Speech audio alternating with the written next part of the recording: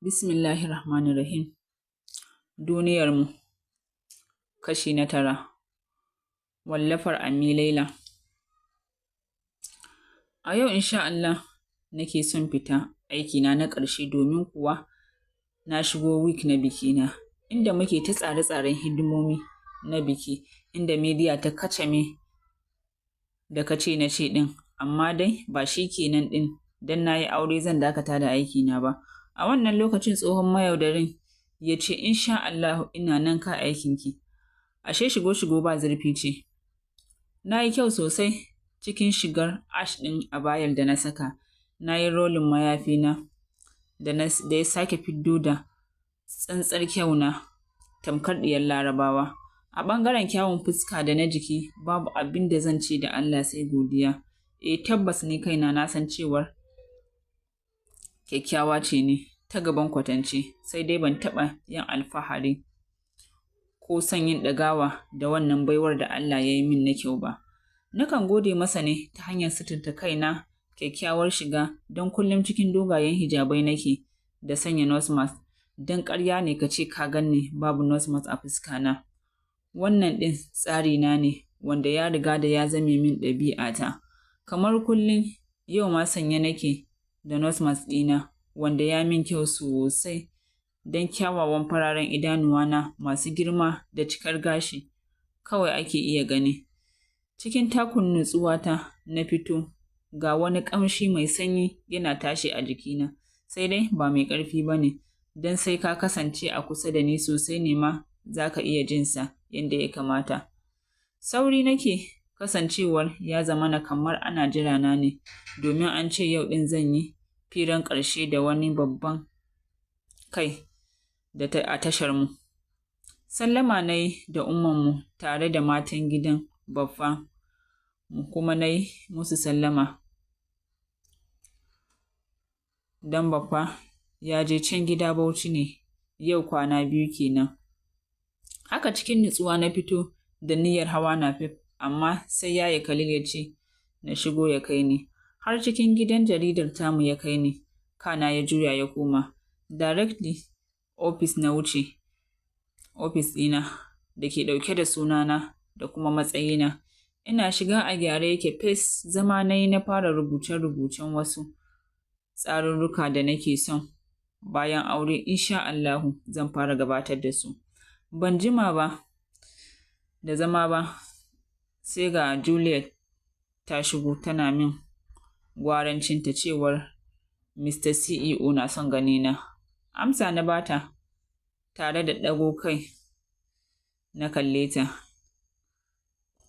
Na sunkuyar da kai na ci gaba da aikina da nake son kammalawa.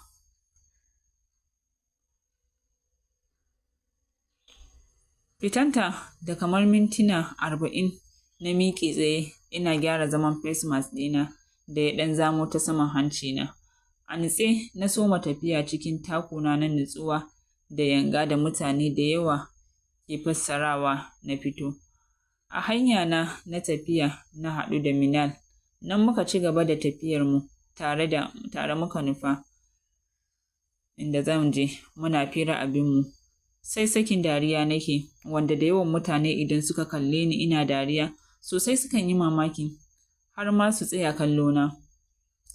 Yau mutanen da ko murmushi kawai na yi suke tsayawa kalla bare kuma na yi dariya a cewar su yanda nake da baƙin hali nan dole ne idan an kalle ni ina dariya ko murmushi a tsaya a kalla, wanda ni kuma daga gare ni kai tsaye ba haka yake ba. Don idan ba ka yi dogon zama da ni ba, ba za ka taɓa sanin cewar ina da shegen surutu da kuma sauƙin kai ba. Sai dai ban cika yawan magana ko ina ba, sai in ni ce na ga damar yin hakan. Shi yasa da yawan mutane ke ɗaukana mai shegen baƙin hali da kuma rashin son a raɓe ni. Rabuwa muka yi da ita a lokacin zan shiga ofis na MD bayan na yi nokin. Sai da na yi tsayuwar kusan minti 1 kafin ya bani izinin shiga ciki. Cike da girmamawa na gaishe sa. Ina nema wa kaina mazauni. Magana kai tsaye ya soma min tare da farawa da cewa kasancewar na fi kowa sanin ko wace ce ke ya sanya ban ba wani dama ba sai ke. Na baki mujallar da zaki yi, kin duba. Don haka ina son ki nutsu sosai ki tsara tambayoyin da zaki yi masa. Masu ma'ana sosai, kasancewar ba ƙaramin mutum ba ne kuma bai taɓa amsar gayyata daga kowace gidan jarida ba. Kusan zan iya ce miki bai taɓa amsar gayyatar kowace tasha ko gidan jarida ba, kasancewar shi mutum shi da ya kasance he is not a social media fan. Don haka sunansa ne kawai ke karaɗa ko'ina a ƙasar nan da ma duniyar. Sai kuma ya ɗan dakata tare da kallona kafin ya ci gaba da faɗin. Aisha, na zaɓe ki ne saboda na san ke kaɗai za ki iya. Wannan dalilin ma ya sanya da kaina na roƙi baffanki akan hakan. Domin wannan firar kai tsaye ce za ki yi da wannan shahararren ɗan kasuwar abin alfahari da koyinmu. A kan faɗin nahiyar Afirka da ma duniya baki ɗaya, wato Asad Junaid Majid. Sai dai kowa ya fi saninsa da AJ Majid. Matashi ne mai ƙananan shekaru, yana da tarin cibiyoyin kasuwanci a kudancin ƙasar nan da ma wasu ƙasashen ƙetare. In kasancewarsa ma a can ne ya fi yin fawa a can ƙasashen ƙetare. An fi saninsa a can. Haka ma a ƙasashen Turawa da Larabawa yana da rassan kasuwanci. Domin da asali ma babu wanda ya yi zaton cewa shi ɗin cikakken Bahaushe ne kuma ɗan Najeriya. Ashe haifaffen garin Abuja ne, wanda Allah ya bashi wata irin baiwa da kwarjini da nasara akan duk abin da ya sa gaba. Kusanci zan iya cewa da ke duk wasu jirage da zaki kalla masu ɗauke da tambarin wannan tsuntsuwar ta mikiya, to kuwa nashi ne, mallakinsa ne. Aisha, kin ga kuwa wannan babban zakaran a hannunmu, dole sai da ke ne za ku buga, domin duk wani fata da yaƙini a kanku ne. Royal Kindness. Sai dai cikin Royal ɗin ma ke ta daban ce a cikinsu, kuma ke ce ƙwarin gwiwata. Aisha Mustapha Wazir, please ki yi abin da ya kamata, na roƙe ki, domin cewar wani bugawa dum na ji zuciyata ta yi, ƙirjina na harbawa. Duk da bana da tabbacin cewar shi ɗin ne ko ba shi ba ne, amma dai ko menene bana buƙatar ci gaba da sauraron abin da bai shafe ni ba. Don haka kai tsaye na dakatar da shi, kasancewar ni ba ma wani matsayi ko sanin shi ba masoyi media ba ne ya sa ni dakatar da zancen. Hakan nan ina cewa kawai shi kenan. Shiru ya yi, kasancewar ya riga da ya san ko ni wace ce. Tsaf zan ce na fasa. Yana ci gaba da cika ni da surutu akan mutumin da ban damu da na san ko waye shi ba. Directly na fita ofis ɗin don son na yi saurin tattara duk wasu tarkacena da ke cikin ofis ɗin kafin zuwa lokacin da zan dawo bakin aikina bayan bikina kenan. Kammala aikina kenan, wannan baƙar mai nacin tsiyar nan Juliet ta sake dawowa da batun cewa MD ya ce na zama a shirye. Ga shi nan zuwa. Alright kawai na ce okay. Na ba ta amsa, ina mai ci gaba da harhaɗa tambayoyin da na gama tsarawa zan yi masa. Gudu sosai bugaggun motocin suke a kan shimfiɗaɗɗiyar kwaltar da za ta sada ka da wannan rantsatsen gidan jaridar namu, wato Mahangar Zamani TV. Duk inda suka gilma kuwa mutane ba su hanyar wucewa suke yi, duba da irin uban gudun da motocin ke yi na tashin kai da tashin gari. Dukan hanyar da suka biyo, kowanne mai abin hawa ƙoƙari yake ba su hanya su wuce, ka a hallaka shi. Wasu na Allah wadai da su, wasu kuma na musu fatan shirya ne kawai, har zuwa lokacin da suka kawo cikin gidan jaridar ba tare da mamallakin motocin ma ya san da cewar sun iso ɗin ba, har sai da ya ji motocin sun tsaya. A hankali ya buɗe idanuwan shi jin motocin sun tsaya kafin ɗaya daga cikin third security ɗin da ke zagaye da shi gaba da baya cikinsu wani ya yi saurin buɗe mai motar da sauri. A wani kalan gadarance ya fara zubo fararen tas ɗin sawayensa da suke sanye cikin wani shegen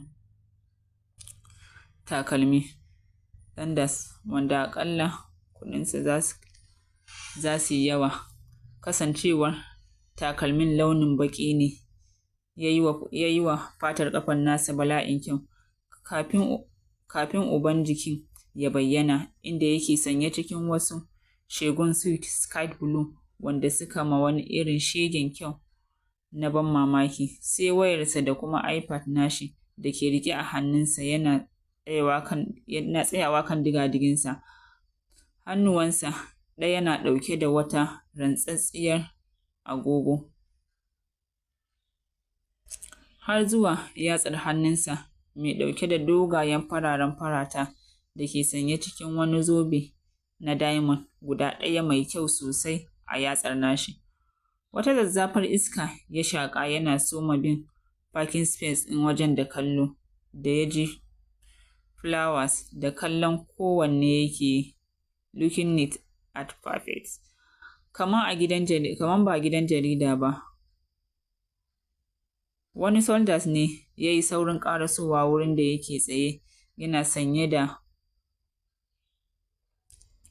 sanye da kayan sojoji riƙe da iPad ƙirar Apple. Cikin girmamawa ya sara ma AG ɗin da yake jingine da jikin motar, ya yi folding hannunsa a saman ƙirjinsa. Cikin harshen Nasara ya masa magana directly kuma suna nufar cikin tamfatsetsen gidan jaridar namu. Mutane ba da yawa ba ne suka taru. Bayan har zuwa lokacin ainihin inda za a gudanar da firar mutum biyu ne tare da shi, ɗaya gefensa na hagu ɗaya kuma gefensa na dama. Taku yake cikin irin na manyan jaruman nan, wanda ko baka gan shi ba ka ji sawun takunsa, kasancewar shi ɗin cikakken namiji ne mai jini a jika kuma lafiyayye ƙaƙƙarfa ne ke tinkaro ka. Fuskar nan ɗin nan tsaf, wanda idan mai ƙaramin zuciya ya kalle shi nan take zuciyarsa za ta iya bugawa ya mutu a wajen saboda tsoron yadda fuskar AJ ɗin ta yi ba a magana, saboda cewar yanayin da yake ciki a yau ɗin ya wuce tunanin duk wani mai tunani. Sai tashin fitinannen ƙamshi da yake a kansa.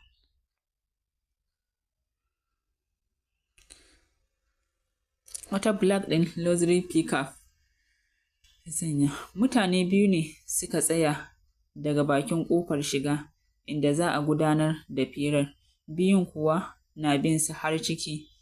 Bayan an nuna masa masaukinsa ya kai zaune kan sofan ofis ɗin, zama irin na ɗora ƙafa ɗaya kan ɗaya, yana ƙin amsa gaisuwar da su MD ke famar miƙa masa.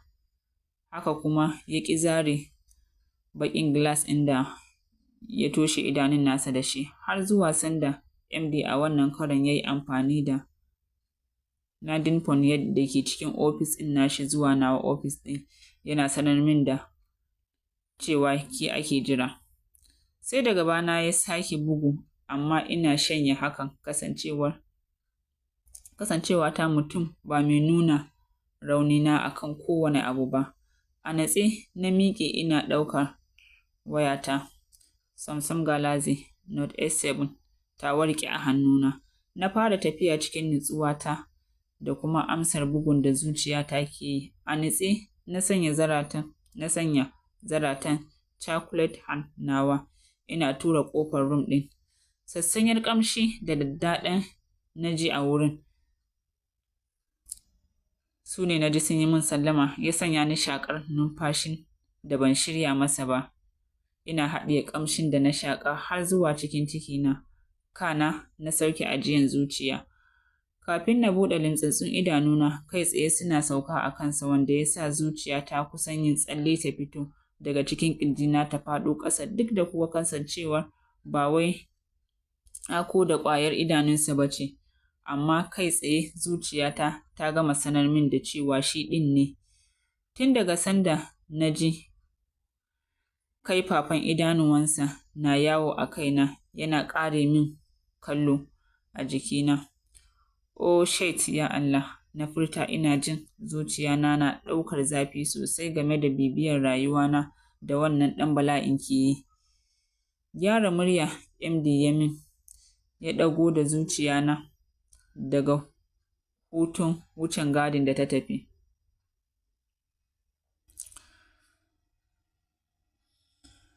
Bismillah Aisha, ƙaraso mana. Wani kalan zazzafan numfashi na fesar, ina ƙarasa shigowa a zafafe tare da kama study table maimakon mazauni da ke fuskantar shi. Kai tsaye cikin zafin zuciyar da ke ɗibana a kansa da kuma sanya fita a cikin rayuwana gaba ɗaya, na saƙala microphone ɗin da ake ƙoƙarin maƙala min, ni na maƙala da kaina, ina mai farawa da furta, why? Don me yasa sautari wasu mutanen suka fi shishshigi a inda ba a da muradinsu ne? Me yasa yanzu mutane suka fiye son cusa kansu inda ba su da kwarjini ko ƙimar a mu'amalance su ba? Me yasa marasa zuciya suka fi yawa a cikin wannan duniyar tamu ne? Na yi maganar idanuwana na cikowa da hawaye, da ko ni ba zan ci ga dalilinsu ba, tare kuma da furta, Asad Majid, don me yasa ba za ka fita daga cikin rayuwata ba? Rayuwar wannan baiwar Allah da ke dab da zama mallakin wani saɓanin kai ɗin ba. Don me ba za ka nisanta rayuwarka daga tawa rayuwar ba? Ina son ka yi nisan zango da duk don gudun ceton ran da zan yi na gaza na cin maka. Ina so ka fita daga rayuwata na har abada, har a gaban abadan, Asad. Wani lafiyayyen lalataccen murmushi mara sautu ya saki, yana zare glass ɗin da ke idanuwansa da fuskansa, wanda tsananin kwarjini hakan ya sa na dukar da kaina, na gaza ma kallonsa.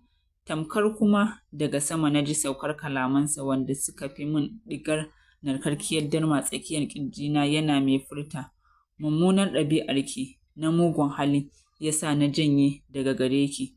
An ina son ki fahimta wani abu, wai ki wace iriyar zuciya gare ki, ta dabbobi da ba ta son faɗin miki gaskiya abin da kike so da kuma wanda kike so.